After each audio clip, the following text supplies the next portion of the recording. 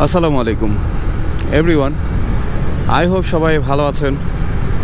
After long time রাতের বেলা bike ride করছি আর একটু ফুটেজ নেওয়ার ট্রাই করছি। তো ঠিক এই মুহূর্তে রয়েছি যাত্রাবাড়ি ফ্লাইওভার রয়েছে, ফ্লাইওভার থেকে নামলাম, তো টোল প্লাজায় আসলাম। এখানে টোল দিব। তো এই যে সিএনজি রয়েছে সামনে, আর এই যে এপাশে গাড়িগুলো রয়েছে। বাইরে মোটামুটি ভালোই ঠান্ডা পড়েছে। তো এই ঠান্ডার মধ্যে যখন রাইড করছিলাম মনে হচ্ছিল একটু ফুটেজ নেই, আর তাই তো ফুটেজ নেওয়ার ট্রাই করছি। যেহেতু অনেক দিন ধরেই তেমন একটা ভিডিও করা হয় না, তাই আজকে ভাবলাম যে একটু ব্লগটা করব। তো দেখা যাক। আসলে ব্লগটা ওইভাবে করব না, জাস্ট কিছু ফুটেজ নিব। তো আসলে আমি ইচ্ছে করে এখানে একটু দাঁড়ালাম, তো দেখলাম যে পিছন থেকে একজন এই যে বাইকার সামনে চলে আসলো। অ্যাকচুয়ালি সে কিন্তু মানে এমন না যে সামনে সবাই চলে গিয়েছে আমি দাঁড়িয়ে আছি। আমি জাস্ট একটু আপনাদেরকে দেখানোর জন্য যে আমরা টোল প্লাজায় আসলে এত পরিমাণে ব্যস্ত হয়ে যাই, মনে হচ্ছে যেন বাসায় কাউকে রেখে এসেছি। সেখানে গেলে হয়তো বা সে বেঁচে থাকবে, আর না গেলে মারা যাবে। এতটা তাড়াহুড়া জাস্ট এই টোল প্লাজায় আসলেই একটা সেকেন্ড সহ্য হয় না কারো। সেজন্য আমি কিন্তু একটু দাঁড়িয়ে সাইড দিয়ে দিয়েছি। তো অন্য সময় কিন্তু কোনো প্রবলেম নেই, জাস্ট হচ্ছে টোল প্লাজা আসলেই তাদের প্রবলেম।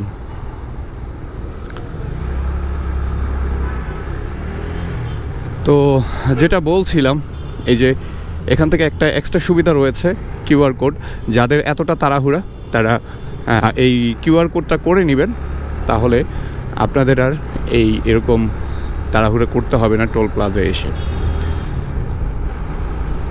এভরিওয়ান, রাতের বেলা রাইড করছি, ভালো লাগছে, শীত শীত লাগছে।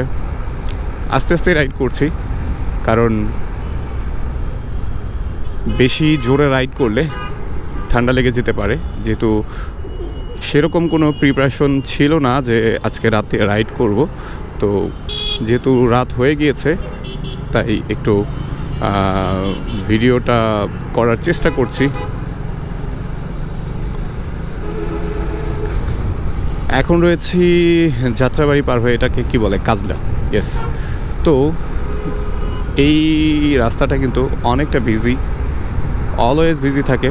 আর এই রাস্তাটায় বেশ কিছু কারণে হচ্ছে জ্যাম লেগে থাকে। অ্যাকচুয়ালি জ্যামটা লাগার জন্য ট্রাফিকের চাপ বা এরকম কিছু না, কিন্তু জ্যামগুলো লেগে থাকে যে যাত্রী ওঠানো নামানো, রাস্তার মাঝখানেই দাঁড় করে হচ্ছে যাত্রী নামায় ম্যাক্সিমাম সময়। তখন দেখা যায় যে পিছনে অনেকগুলো গাড়ি এসে জটলা বেঁধে যায়, তখনই একটা বড় ধরনের জ্যাম দেখা যায়। তবে এই যে এখানে মানুষগুলো হচ্ছে রিস্ক নিয়েই হচ্ছে রাস্তা পার হয়, এটা আসলে ঠিক না, কারণ যে কোনো সময় একটা দুর্ঘটনা ঘটে যেতে পারে।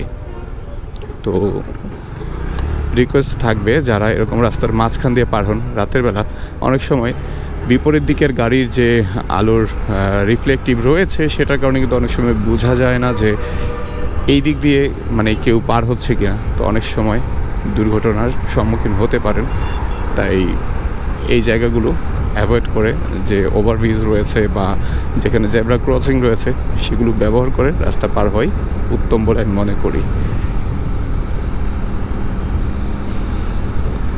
কথা বলতে বলতে অনেকটা দূর চলে এসেছি। যতটাই সামনে অগ্রসর হচ্ছি একটু বেশি শীত লাগছে, মানে ঠান্ডার পরিমাণটা বেড়ে গিয়েছে। অবশ্য এই ঠান্ডাটা ভালোই লাগছে আমার কাছে, অন্যরকম ভালো লাগছে। এই রাস্তাটা অনেকটা বিজি রাস্তা।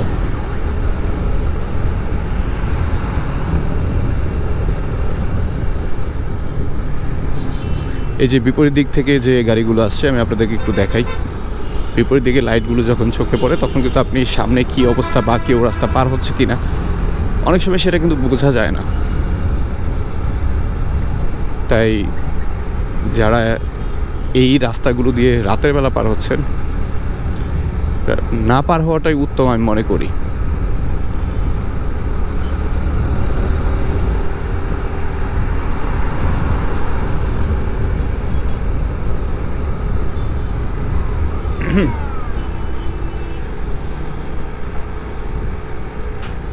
এই যে দেখেন, এই যে পার হচ্ছে, তো এটা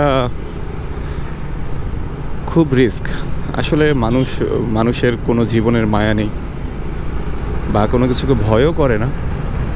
তারা একবার ভাবেও না যে দ্রুত গতির গাড়িগুলো হঠাৎ যদি ব্রেক করতে না পারে কি হতে পারে, বা যে কোনো দুর্ঘটনা ঘটে যেতে পারে। তো সেটি নিয়ে একবারও তারা ভাবে না। তারা এই ঝুঁকি নিয়ে হচ্ছে রাস্তা পার হওয়ার চেষ্টা করে।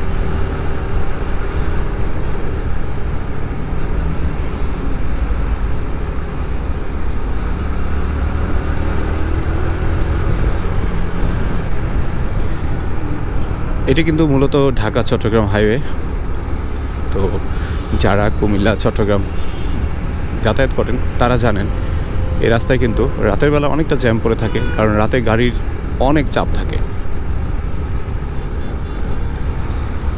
এই যে সামনে ইউটার্ন রয়েছে, এই যে দেখেন রিক্সাগুলো কতটা রিস্ক নিয়ে এখানে এই যে মাঝ রাস্তা দিয়ে পার হচ্ছে। এটা কতটা ঝুঁকির হতে পারে। আমরা আসলে সবাই নিজেরটাই বুঝছি, কিন্তু কেউ কোনো নিয়মের তোয়াক্কা করছি না। যাই হোক এভরিওয়ান, ছোট করে এই ভিডিওটি আপনাদের সচেতনতার জন্য। সবাই ভালো থাকবেন, সুস্থ থাকবেন, নিরাপদে থাকবেন। আসসালামু আলাইকুম।